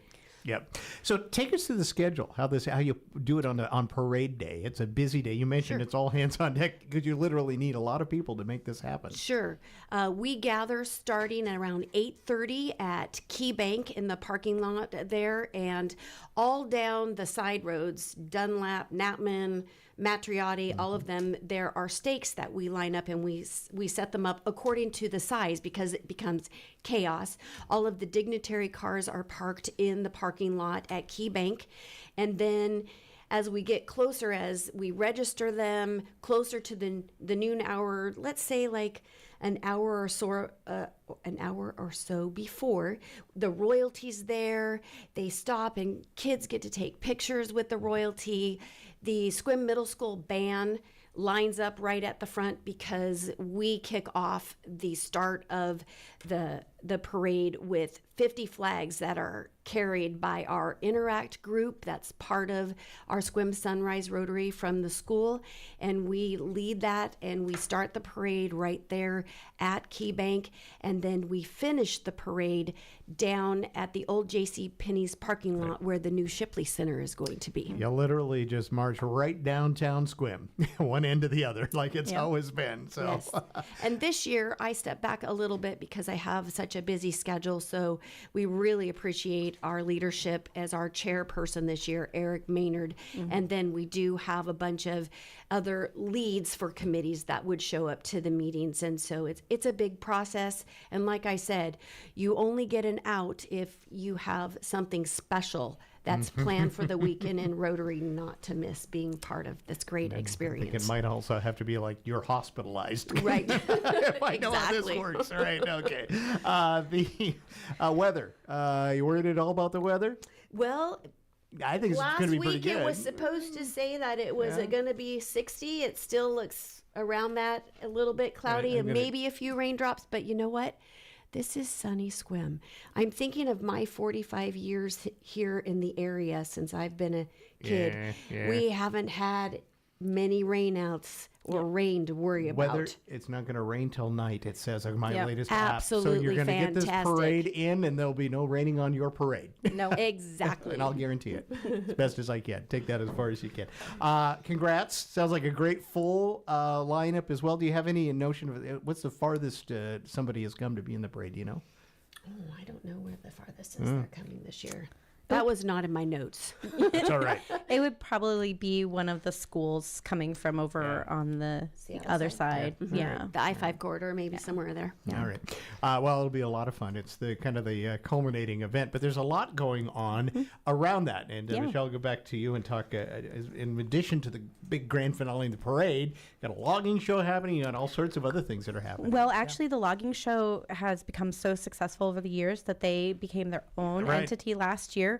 But we, appreciate them, and they do happen on the Friday and Saturday of this coming up week. And we really encourage everybody to check out their Facebook page and their website, which is just squimloggingshow.com, for all the details, because they know about their stuff, and I don't want to try to say anything wrong. So, because we definitely want to make sure their information gets out. I'll just give you that much. If you're down in Squim, you'll know where they're at. You'll know where it is. Just listen for those chainsaws or the tractor pulls. Tick through some of the other things that the festival has going on during the weekend. So one of the really neat things is that on Thursday there's a historic walking tour that's in partnership with us with the Sequim Museum and Arts. And so if you ever wanted to learn more about the historical buildings of Sequim, you can join that. That's going to start off there at their location on Thursday at 11 a.m. And again, more information, you can find that on our website. But one of the big changes for this year was that the run series moved from the first weekend, which was this last weekend, to back onto the grand parade route, because we heard people and they love running with people there on the parade route, because everyone gets, we always say everyone shows up early for anything in Sequim, and they really show up early for the grand parade. And so, when you're out there and you're waiting and you've got your spot, you'll see some runners. They'll be starting at 11 a.m. from the home of the new Shipley Center, and they will actually turn around at the current Shipley Center location. So we're really thankful for our partnership with Shipley Center and the support they've provided us for that. And there's also a really neat partnership that we have with the Sequim Boys and Girls Club. And that's if you don't want to worry about finding a spot, lugging a chair out, there's going to be VIP seating. It's only $5, and all the proceeds go to the Sequim Boys and Girls Club. Okay. And the amazing Dion Capitan, she is selling those tickets out of her office at Highlands Residential Mortgage in Sequim. And so there's only 75 available. Once they're gone, they're gone. Get them while you can. Get them while you can. And all that money goes back to the Boys and Girls Club, because we appreciate them and everything they do for the festival as well and the community. And then before the parade starts, we will start getting some cars down to our car show, which is be off Center Parkway. And we appreciate Security Services Northwest for helping us provide the venue for that. And there's going to be a lot of entries because the weather's going to be perfection that day. And there's going to be food trucks down there, and the Boy Scouts will be down there selling some Krispy Kreme donuts and all kinds of good stuff. So definitely before or after the parade, come check it out. They'll be going on until 4 o'clock. So on Saturday. Sequim is the place to be this weekend. Definitely. Get on there. And in addition to that, you got the operetta still going on. Yep. You got the golf tournament that's happening if you're involved with some of that stuff as well. But the parade, we should point out, when do you guys step off on the parade on Saturday? It steps off right around noon. Okay. High noon in Sequim. Yeah. All right. Absolutely. Good luck. Thanks for a great it's so far so good. I think I'm hearing great stuff about it. So where history flows and futures grow, come to the finale weekend down in Sequim this weekend. The countdown is on. Yeah. Yeah. That's Lori Fazio. She's helping organize the parade with the Rotary Club. And we welcome Michelle Rhodes from the Irrigation Festival as well, who's helping organize the whole thing. Yes, my first year as director. It's been fun. You've done well. Thank you so much. Very well. Thank you. So we'll talk to you maybe after. We'll give you a couple of weeks before we'll talk again. Thanks, I appreciate that. Thank you for having us today, Todd. Thank you. Appreciate it. All right, we're going to take a break and be back with more on our show right after this. I understand that as our world becomes more automated, receiving personalized service from a real person is more meaningful than ever. I'm Dan Shappy, and as a farmer's agent, I know a thing or two about how to help you select the insurance you want so you can protect what matters most. Call 360-681-0696 to learn more and chat with me, a real person and experienced farmer's agent, today. We are farmers. Bum, ba, dum, bum, bum, bum, bum. Under Underwritten by Farmers Truck Fire Insurance Exchanges and Affiliates. Products not available in every state. Celebrate art in bloom at the Port Angeles Fine Arts Center. Enjoy our gorgeous courtyard with complimentary coffee and tea. Purchase flowers to make your own bouquet at our flower bar, and savor delicious macarons from tiny biscuits, sweets, and confections. Enter a curious world of Victorian oddities at the Hidden World exhibit, and find one-of-a-kind treasures for your mom in our gift store with brand new items. Join us Saturday, May 10th from 11 a.m. to 5 p.m. at the Port Angeles Fine Arts Center. Learn more at pafac.org. We're trying to find out who killed him and where and with what. The Port Angeles Community Players invite you to their production of Clue on Stage, a thrilling, laugh-out-loud murder mystery based on the classic board game and the beloved 1985 film. This live stage adaptation invites you to step into the world of secretive suspects, clever plot twists, and hilarious mayhem. Was it Colonel Mustard in the kitchen, Miss Scarlet with a revolver, or Mr. Green with the candlestick? Clue on Stage is an immersive theatrical experience presented by PA Community Players. Don't miss your chance to be a part of the action. Will you be the one to solve the crime? Get your tickets now for Clue on Stage at PA Community Playhouse every Friday, Saturday, and Tuesday through May 18th. Tickets are $18 for adults, $9 for students, and remaining Tuesday night tickets are just $9 at the door. Go to pacommunityplayers.org. Welcome to Volunteer Spotlight, sponsored by Jim Hagwood, Port Angeles Realty. This is Alan Barnard, and this Volunteer Spotlight shines on a new animal welfare nonprofit called Positive Animal Impact Rescue, or the acronym PAIR. PAIR's focus is low-cost vaccinations, microchipping, and spay and neuter services. They provide these services at a low cost to all our community, plus subsidized services to qualifying low-income members of the public as donations permit. Since hosting their first spay and neuter event last September, PAIR has performed nearly 400 surgeries. If you want to learn more or volunteer, their website is pair.clallam@gmail.com. That's pair.clallam@gmail.com. It's said that service is the rent we pay for our space on Earth. That's why we present this Volunteer Spotlight, sponsored by Jim Hagwood, Port Angeles Realty.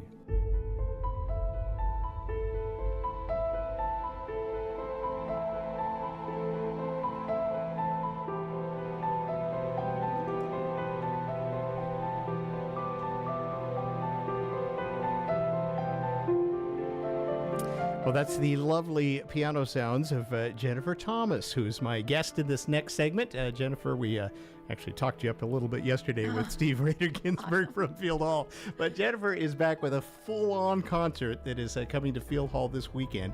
And if you get a chance to go, you should go because it's fully immersive. I think that's a good way to put it. You have video incorporated with the strings and the whole thing, and it's all coming live at you at Field Hall, 7 o'clock on Saturday night. And Jennifer, it's great to talk to you. Thanks for coming in. Yeah, thanks for having me. And you have an interesting road to coming to Squim. You've been here a number of years now, but I think a lot of people don't realize you have this, this Grammy caliber instrumentalist living just down the road from us. Oh, thank you. Yeah, I kind of hide here. But you came here because, for a lot of the reasons we all live here, is that you wanted to raise a family here, essentially, right? Absolutely love it here. We've been here for 10 years, and we just love it. Yeah. So how did you get started? Tell us a bit about your musical journey. Well, I started playing when I was 5 because my mom is very musical, so she taught me up until college. And then I studied piano and violin in college and did the whole very strict classical training there. Mm-hmm. And then it was after college I discovered just composing on my own. And I've always been a huge fan of movies and film scores, and so and filmmaking and everything. So I fast forward to here we are now. My music is kind of all of those things. Like, it's very cinematic, it has classical background. I'm a filmmaker. And so when you say immersive, like, the whole show is all of that. Yeah, and I have to tell folks you need to go to your YouTube page because you get a view of what you do. And your music's beautiful on its own. Thank you. But when you watch it with all of the beautiful cinematography you do with it, it just goes to a whole another place. Yeah, I feel like music is not just for the ears. It should be storytelling and just all the senses. And how do you describe your music? Some people might call it New Age. Some people might call it classical or neoclassical. How do you describe what you compose? Those terms are always changing. New Age, definitely not anymore, because New Age now is more like spa relaxation kind of music. Exactly, yeah.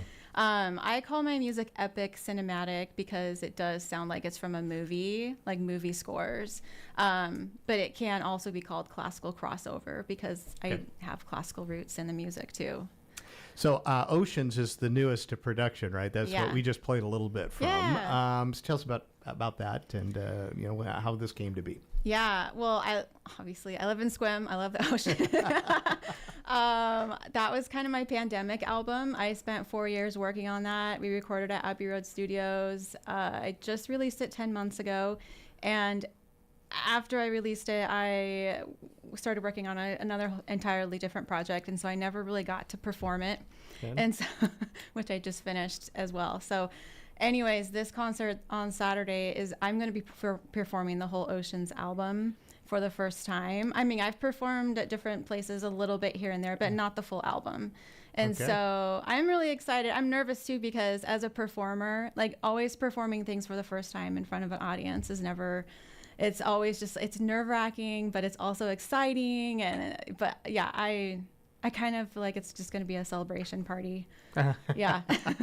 Now, I understand you have assembled some local musicians who will be joining you as well, correct? Yes. So tell us a bit about that. I have 3 musicians. I have Nathan Ruddell. He's actually the orchestra conductor at the PA High School. And then I have Morgan and Jesse Allman, and Morgan's last name I cannot pronounce. Bartholic. Yes, Bartholic. Yes, thank you.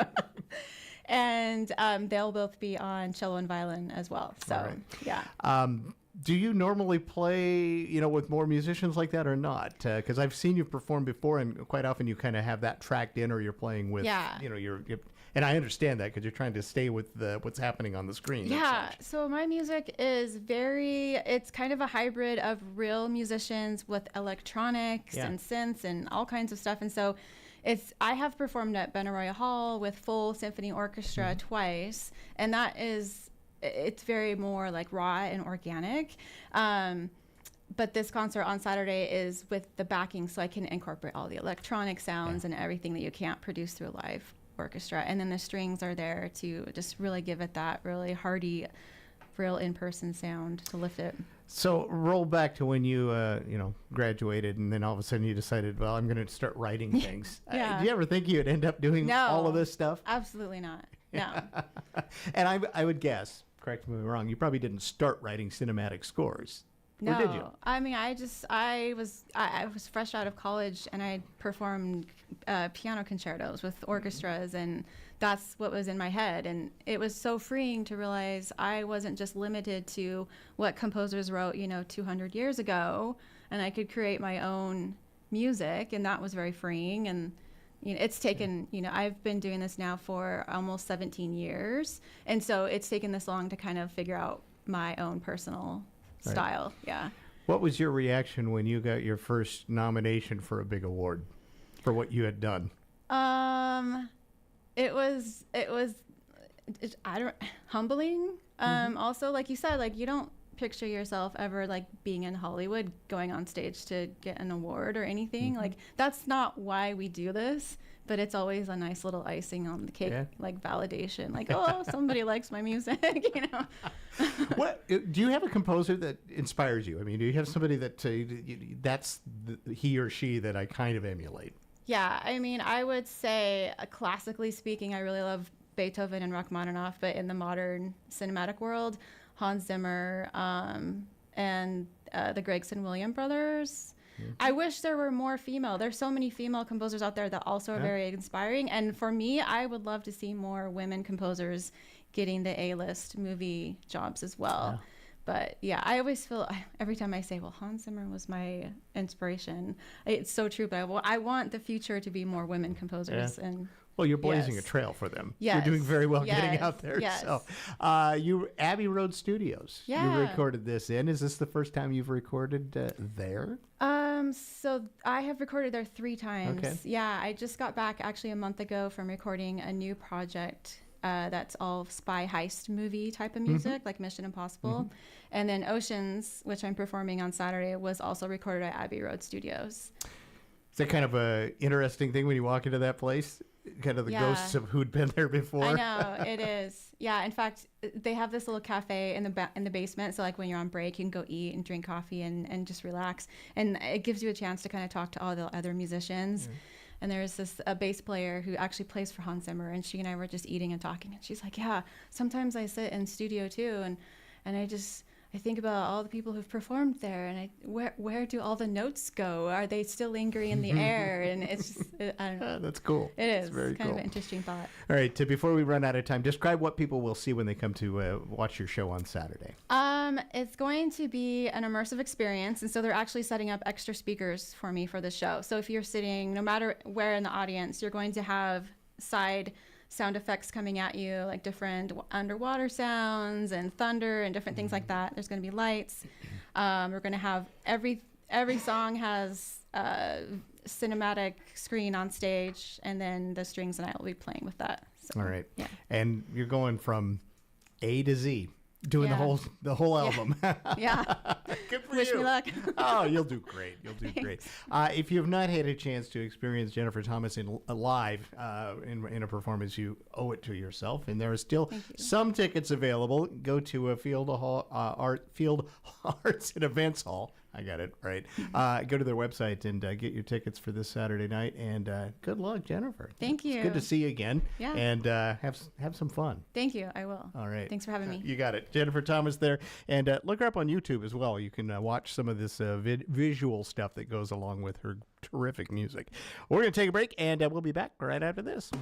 Hi, this is Darren Doty, owner of Doty, Fryer, and Geller Insurance. As a born and raised local, my entire family is honored to carry on the tradition of the Fryer and Geller family. It's a legacy we don't take lightly. What a privilege it is to provide the same high-level customer service you've come to expect from the Fryer and Geller family. Visit our new website, dotyfryergeller.com, and let us provide great coverage, price, and service comparison, or come see us at our Sequim or Port Angeles locations. Again, this is Darren Doty. Give me a call, 457-1145. The cabinetry in your home should keep you organized while fitting your space, your style, and your budget. At Hartnagel Building Supply, we make sure it does that and more. We're the only local company that sells and installs cabinetry, so you're supported from start to finish and beyond. Our installer isn't some outside contractor. He's an actual employee owner with over 30 years of experience who works with our designer to ensure a perfect installation. And it all starts with a free design consultation, an in-home measure, and digital 3D renderings, so you know exactly what you're getting before you order. With multiple options of cabinetry brands, countertops, and organizing solutions, we match you with the best fit. And it's not just kitchens and baths. Think mudrooms, garages, laundry rooms, bars, and more. Visit lumbertraders.com for more info, and as always, we deeply appreciate you for shopping local and employee-owned. I understand that as our world becomes more automated, receiving personalized service from a real person is more meaningful than ever. I'm Dan Shappy, and as a farmer's agent, I know a thing or two about how to help you select the insurance you want so you can protect what matters most. Call 360-681-0696 to learn more and chat with me, a real person and experienced farmer's agent, today. We are farmers. Bum, ba-dum, bum, bum, bum, bum. Underwritten by Farmers Truck Fire Insurance Exchanges and Affiliates. Products not available in every state. Thinking about updating your bath or shower? Let's talk facts. Bath Fitters, the original. We own the whole process, from design to manufacturing to installation. We deliver the best quality product at a great value for you. And we don't play games with your dollar. Bath Fitter, why would you choose anyone else? Now offering 0% interest for 24 months, and for a limited time, we will pay your sales tax. Call Bath Fitter today or go to bathfitternw.com. All right, welcome back to the program. Going to switch gears now, talk a little bit about law enforcement and things related. We have Sheriff Brian King joining us now for the rest of the program. Brian, it's great to have you back. Thank you, Todd. And we've got a lot of things to cover about. We were just before we went on the air, you were telling me today's been a scam day out there, and maybe we'll start there and get the word out. Folks need to be aware. Yeah, there's scams coming from all walks of life right now, whether it's whether it's the internet. A lot of these are just phone calls. They're very aggressive, and we've had 2 victims right here in Clallam County in the past month of having lost over $100,000. And so it's a lot of the same stuff.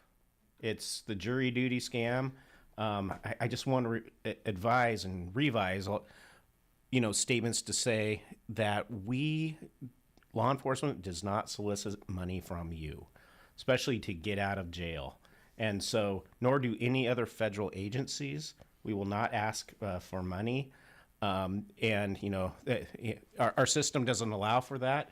But more importantly, if you're arrested, you can go in front of a judge and you have to pay a bond or a fee a fine associated with a conviction that you have. Those are different. But people calling you up and soliciting these dollars from you are nothing but scammers. And you definitely are never going to ask someone to send them gift cards. And never, yeah, and that's a good point, because the method of payment is not normal. Yeah. And so if it doesn't sound right, the transferring of funds, the transferring of Bitcoin, it is all over map. The gift cards, asking for cash, asking you to go down to your bank, and that's what we're seeing as a commonality right now is these scammers saying basically, I want cash, I want you to go down to the bank, I'm going to send a courier to come and pick it up from you. That's completely unreasonable. They're there to take advantage of you, and they will keep coming back.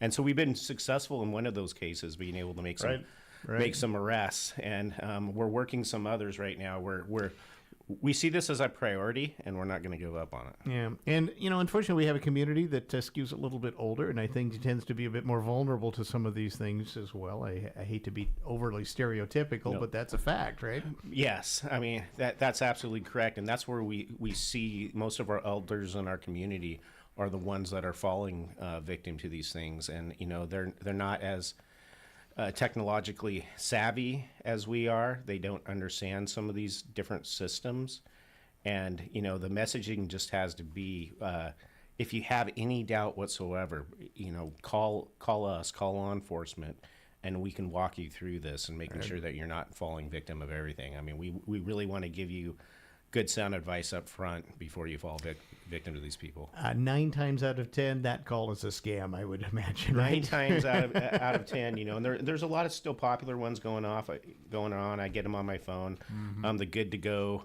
toll it's continuously coming back around, and those are the type of scams that they might get $8 and $10 out of you at a time, but over time and over multiple victims, these are real dollars that are going out of our community. So please pay particular attention to these scammers. The word is out. The sheriff wanted to make sure. Yeah, I wanted to make sure. Head on a swivel of scams again that are going on. Yeah. All right. Well, speaking of money, let's talk a bit about legislative action or inaction. I don't know how you want to take this, but House Bill 2015 is something you wanted to talk about. This is $100 million going to more police officers in our state. Sounds good on the face of it, but I guess what is your reaction to kind of this coming out of the legislature? Yeah, I have mixed emotions about it. Number one, it's the first time that we've seen our legislature actually invest in local law enforcement, so that's exciting. Number one, $100 million is certainly exciting. However, as this bill progressed and the governor really wanted to get some police funding out there, a whole lot of strings got attached to it. Fortunately, Clallam County Sheriff's Office and most of our city agencies on the peninsula are accredited, so we meet a lot of these strings. We've done a lot of this work, but there's a whole lot of politics intermingled into the bill, including compliance with the Keep Washington Working Act, the use of force data exchange reporting through the Attorney General's office, and we received our first contract for that. And we're concerned about giving out our citizens' information that we keep, and we like to keep as protected as possible, but but there's kind of a disconnect between that protection of some of that information and that being openly shared with the Attorney General's office. So we're paying close attention to that. There's also some significant training requirements that cost money in order to achieve. We've achieved a lot of those, but there is going to be a financial investment for us to tap these dollars, and then what are we going to qualify for? Right. And that'll be money, so you got to spend some of your own money to get this other money is what it kind of comes down to. Oh, yeah, absolutely. It'll be, it's a commerce-driven grant application process where you seek reimbursement after you pay those monies, like many of the grants we have. But when you look at other agencies that are going to be competing for these dollars, let's say Seattle Police Department, who has 400 openings, how those monies are going to be shared. What if the Clallam County's investment in providing some of these additional trainings, which some of the training hasn't even been developed yet. Number one, we're spending a lot of time training. We have a lot of these systems and procedures in place, and you're asking us to take a class on something that is really basically it's a redundancy. It's a redundancy. It's relatively routine stuff. It sounds good when you put it down in writing, but most of us are already doing this. We're just adding more cost to access this.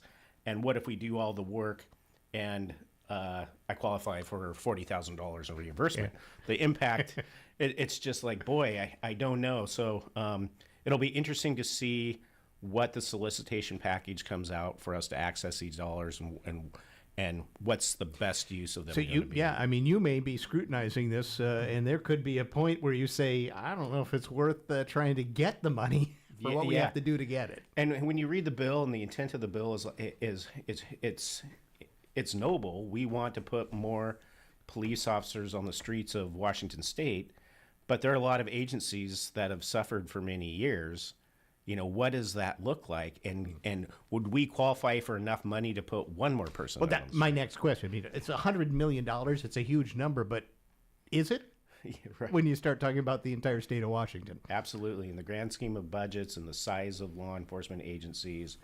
And I'm still unclear, and I'm going to still do more research on what is the definition of law enforcement agency. Does that include our jails? If it does, you're looking at competing against 276 agencies for $100 million of varying sizes versus, let's say, there's still 250 police agencies in our state. And so a lot of people are going to be... Right.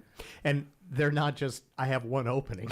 These are places that have absolutely dozens, if not hundreds of potential openings. Yeah, and I'm proud to say that, on the patrol side of the sheriff's office, we have all of our positions filled for the first time in many, many years. So we're excited about that. But so we view these dollars now as capacity building dollars. Right. And so hopefully there's something there, because we rank 51st still, yep, including the District of Columbia and police officers on the streets of Washington State, and it would take about a $500 million investment to maybe even try to get to number 2. So okay, so there's the reality check right there. Those are the realities, but I mean it certainly highlights that at some point, again, and sometimes I sound like a broken record, but we have to invest in what I feel is the most important function of government, which is public safety. Before we hit the break, and then we're going to come back and give a little update on a couple of things we've been talking about in the past, but you just got accreditation again. We did. You should point that out. You just kind of quickly went by, but you just got that taken care of. Yeah, and that's a lot of work, and we accredited on both the jail side and the operations side of the house. And there was a lot of discussion in the office about should we do both at the same time. Under Sheriff Shore said yes, let's just do it right now. So it was all hands on deck. The chiefs did great. Our sergeants did great. We had a clean on-site on both sides of the house, which means there's no arguments, no litigation that I have to have with the Sheriffs and Police Chiefs Association about any places that I don't see that they failed. They said you met all the billets, over 300 standards on both sides of the house, and with a clean on-site. So we're pretty proud of that, and that comes with a $50,000 check from the state for for achieving it. And again, it's something. Yeah. But it's something to strive for. So it kind of it's an attempt to incentivize other agencies to become accredited. And does that help you with recruitment ultimately too? Though I would think if somebody's looking to move, an accredited agency probably stands out more than one that's not. Certainly it highlights that we train to meet every single standard. So, and that's always one question when we get prospective police officers coming to the jurisdiction. Is like, is there going to be investment in me to grow? And am I going to learn how to do this job? And the answer is yes, because you need to do all these things, and we believe in maintaining those professional standards. So it bodes well, and it's nice to see that on the wall. And it also triggers other reimbursements that we get from the risk pool, for example, as far as, okay, you're doing this, we're going to pay for different types of training. We're gonna give you various reimbursements over the course of a year because you're meeting these best practices. And then what we don't see is that susceptibility to lawsuit, that we really reduce the risk of the whole organization through susceptibility to lawsuit. So those are all the exciting things about accreditation. All right, let's talk back on some funding things. OpNet funding, this is something we've talked about in the past. There's been some back and forth as to where this stands. What is going to happen with OpNet now after this legislative session? Yeah, that was the one low point of coming out of this legislative session, the high point being that there was no legislation that adversely, openly affected public safety, that we're going to really have to change how we do things. We watch that closely. But looking at the budget up until even Sunday in the close of the legislative session, we thought that there was funding in there for the task forces. And at the last minute, we came to understand with some phone calls on Monday morning that in order to get the $100 million funding bill, to the governor, there had to be some concessions. And number one was the concession for the multi-jurisdictional task force funding across the state affecting our task force OpNet. And so the answer was, well, you can apply for, there's $100 million to do that. Well, I don't see a mechanism in there. And I think that when you try to push some of these bills through and you don't read the fine print, there's a lot of assumptions that are occurring to get it across the finish line. And that's what I believe happened with the task forces. So in the middle of a fentanyl crisis, that's not a good thing. So what's status then? What's going to happen with OpNet locally, and as it stands today, at least? Well, we're probably we're looking at an immediate layoff with our administrative coordinator. So we're just looking at, okay, what can we do to survive until we can figure this out? Is there another grant source out there? We have applied for a Burn JAG Justice Assistance grant separate from the state dollars. That award's been pushed off for several months, and I think it's because of discussions about what will likely be objectionable requirements by the state in accepting those dollars to pass through. Mm-hmm. So there's been this lag. It wasn't a lot of money. It would continue to fund us for another 6 months. But the tough questions, we have an emergency policy board meeting, and really, while the sheriff's office administers OpNet, the team is governed by a policy board, and so that policy board is made of the sheriffs and police chiefs that make up the multi-jurisdictional team. And so we're going to have a conversation moving forward, or do we have the will to go to our respective governments and ask for some money to fund the task force? We've had to do that one other time, just small loans, but it looks like this is probably going to be the wave of the future.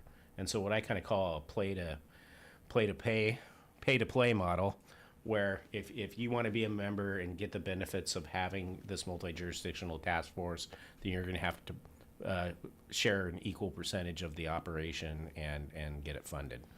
And that's a tough time with the budgets that we're facing. Yeah, I was going to say, I think that's going to be a high ask in any government right now. It's a huge ask, and none of us want to make that ask right now. So we're gonna try to retool. We're gonna try to think of something extremely creative. Really, this all kind of started Monday of last week, and we're just lots of phone calls and lots of strategy sessions occurring. It's going to culminate in a many hours long policy board meeting where we make some tough decisions. All right, real quick, just want to make sure. What's status on the public safety facility?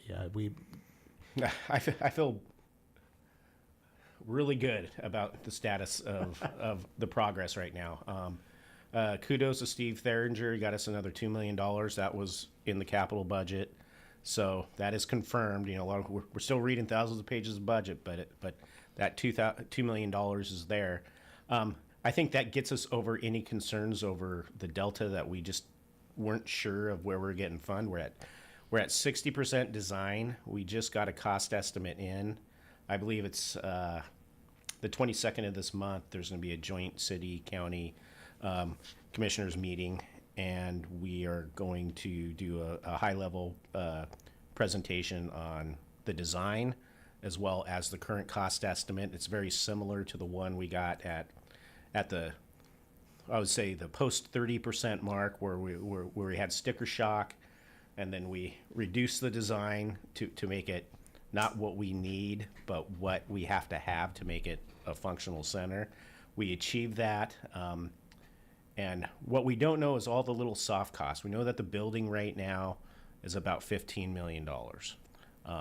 And we have a budget for a little over 20 with a new $2 million. We're at over 22. Do we have enough money to cover those soft costs associated? That's sales tax, permitting, design, all the other stuff. And I'm a cop. I never ever wanted to build a big building, and I go when you have to contemplate that, 40% of your soft costs, are being calculated as I got a $15 million building, so $15 million equates to maybe another 40% in order to complete the project. I'm just like, my gosh, it's expensive to build a building. It's a building that we need. Certainly, I mean, our EOC's in the basement of one of the most susceptible buildings to a seismic event in almost all of Clown County. So it's just like, and then, our resilience out of county, to recover from an event like this is in the basement of our old courthouse. Mm-hmm. Like, we all agree across the county and in all of our city and county government that this is a huge priority. But, I think we're blessed at this point to be able to have the price point that we've worked it to, and that's going to be a viable project. And our local contribution, while we all pay taxes and they go to the state and they go to the feds and all those other things, we're not overtly relying on local dollars that are here in our county to do this. So that's been one of the challenges, is managing all those grants to make this a reality. All right. We're out of time. Brian, we'll talk again in a few weeks. Yeah, more updates on all of this stuff as you go through all of that paperwork. I'm sure, and more. Yeah. All right. Brian King, he's the sheriff for Clallam County. We're going to wrap things up on that note. News coming up next. Celebrate art in bloom at the Port Angeles Fine Arts Center. Enjoy our gorgeous courtyard with complimentary coffee and tea. Purchase flowers to make your own bouquet at our flower bar. And savor delicious macarons from tiny biscuits, sweets, and confections. Enter a curious world of Victorian oddities at the Hidden World exhibit. And find one-of-a-kind treasures for your mom in our gift store with brand new items. Join us Saturday, May 10th from 11 a.m. to 5 p.m. at the Port Angeles Fine Arts Center. Learn more at pafac.org. Do you have unused electronic equipment laying around the house and office? The Olympic Kiwanis Electronics Recycling event is Saturday, May 10th. Declutter your house and office while helping raise funds for the Olympic Kiwanis. This event accepts computers, printers, monitors, hard drives, cell phones, video games, and so many other devices, even printer ink and toner. The Electronics Recycling event Saturday, May 10th, 10 a.m. to 2 p.m. in the Civic Field parking lot. That's the sound of a Mountain Dew. And that's you enjoying its refreshing citrus kick. That's a cool breeze suddenly whistling through your hair. Whoa! That's you realizing you're now on a mountain. This is epic! That's you stating the obvious. That's you stepping up to the plate. That's you winning your kickball game. Yes, that's good. That's you taking another sip of your Mountain Do the do. Clallam PUD is now offering rebates on the purchase of Energy Star washers and dryers. Energy Star certified appliances save energy and money as they meet strict energy efficiency specifications. The rebates will be applied as a credit to your utility bill. Visit clallampud.net for more information or to submit an application. You will need to provide your purchase receipt. Clallam PUD, bringing energy to life. News, I'm Michelle Franzen. No deals on trade made at today's high-level meeting at the White House between President Trump and Canadian Prime Minister Mark Carney, their first meeting since Carney's election victory and turmoil over President Trump's tariffs. The president told reporters there are no firm trade deals with China, Canada, or any other country yet. We don't have to sign deals. They have to sign deals with us. They want a piece of our market. We don't want a piece of their market. We don't care about their market. Carney says they want a piece of our market. Carney says Canada is the biggest trading client for the U.S. and pushed back on President Trump's suggestion Canada should become the 51st state, saying Canada is not for sale. These are the discussions you have when you're looking to find solutions as opposed to laying down terms, if you will. Following last week's brief outage of critical air traffic controller radar screens at Newark Liberty International, Flight Radar 24 showing nearly 900 flights have been canceled. Transportation Secretary Sean Duffy today says they've taken steps to make air traffic safer and are working on a bipartisan plan to overhaul the air traffic control system. We've slowed down the traffic, right? So safety is our mission, right? Efficiency is not, we love efficiency, but safety is critical for us. And so if we feel like there's issues in the airspace, we'll slow it down. ATC supervisors also being sent to help monitor the airspace. At the Vatican, cardinals are sequestering ahead of tomorrow's conclave. They will be